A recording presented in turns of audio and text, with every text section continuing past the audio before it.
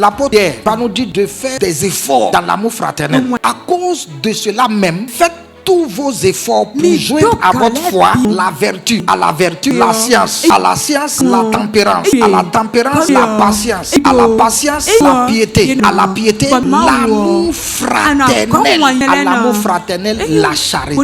Faites tous vos efforts pour ne pas rester seulement au niveau de la foi. Je crois en Dieu, je vais à l'église, cela me suffit. L'apôtre Pierre dit ça ne suffit pas. La parole de Dieu dit ta foi seule ne suffit pas. Tu dois avoir des éléments qui soient autour de ta foi pour que tu sois un bon chrétien, un enfant de Dieu affermi qui bénéficie de la protection divine, de la grâce divine. Des choses, des éléments, des vertus doivent graviter autour de ta foi. C'est pourquoi Paul dit faites tous vos efforts, beaucoup d'efforts pour ajouter à votre foi certaines choses, certaines qualités, certaines valeurs qui sont indispensables à la vie chrétienne. Et parmi ces valeurs-là, il cite l'amour fraternel. Donc, il faut fournir des efforts, manifester l'amour fraternel. Au cours de la semaine, est-ce que tu as envoyé un message à un couple chrétien pour le saluer? Il y a des gens qui sont dans l'église, mais ils n'ont jamais d'amis dans l'église. Ils n'ont pas d'amis. Écoutez, Jésus avait des amis. L'un de ses amis était Lazare, un frère en Christ.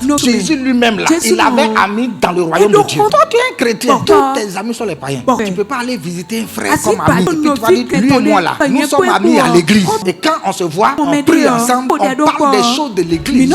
Pour chercher à faire avancer l'œuvre. Où se trouve ton ami? Faites tout pour joindre à votre foi l'amour fraternel. L'amour fraternel. C'est vrai qu'aujourd'hui, le monde d'aujourd'hui n'est plus comme celui d'avant. Tout le monde est pris. Tout le monde travaille. Mais ça ne devrait pas refroidir. On ne doit pas prendre cela comme une raison pour ne pas accomplir ce qu'on est censé accomplir. Tu es un disciple, tu es un enfant de Dieu. Et l'enfant de Dieu est caractérisé par l'amour fraternel.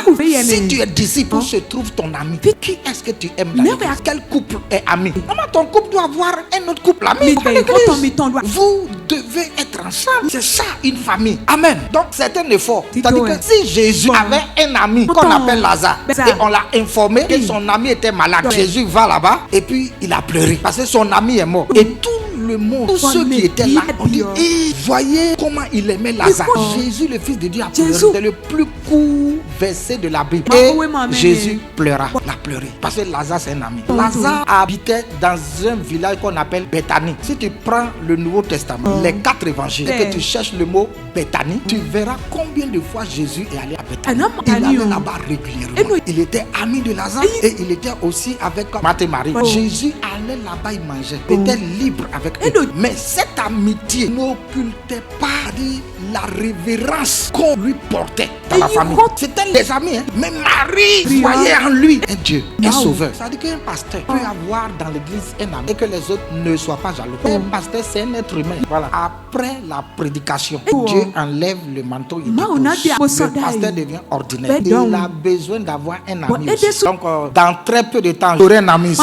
Amen. Donc, en tant que responsable, tu dois avoir des frères, tu dois avoir des sœurs. C'est ce qui fait que beaucoup quittent la foi ou bien quittent les églises. Parce qu'une autre personne, quand ils viennent à l'église, ils s'asseyent derrière ou bien ils s'asseyent là où on les place. À la fin du culte, ils s'en vont. Lorsqu'ils ont des problèmes, ils ne savent avec qui échanger. Ils gardent les problèmes par devers eux. Et puis c'est fini, ils ne viennent plus à l'église. Et personne ne constate leur absence parce qu'ils ne sont ni dans un département, ni dans un groupe, ni dans une cellule, ni dans rien. Aucun ami, aucun frère, personne dans l'église. Tu dois manifester l'amour fraternel. Tu dois connaître quelqu'un. Tu dois être ami à quelqu'un. Mais à une bonne personne. Il faut chercher une bonne personne dans l'église. C'est important. Alors que tu as des problèmes, il pourrait prier avec toi. Il pourrait te soutenir dans la prière. Amen. C'est pourquoi il faut persévérer dans l'amour. Il faut faire tous les efforts possibles pour ajouter à la foi l'amour fraternel.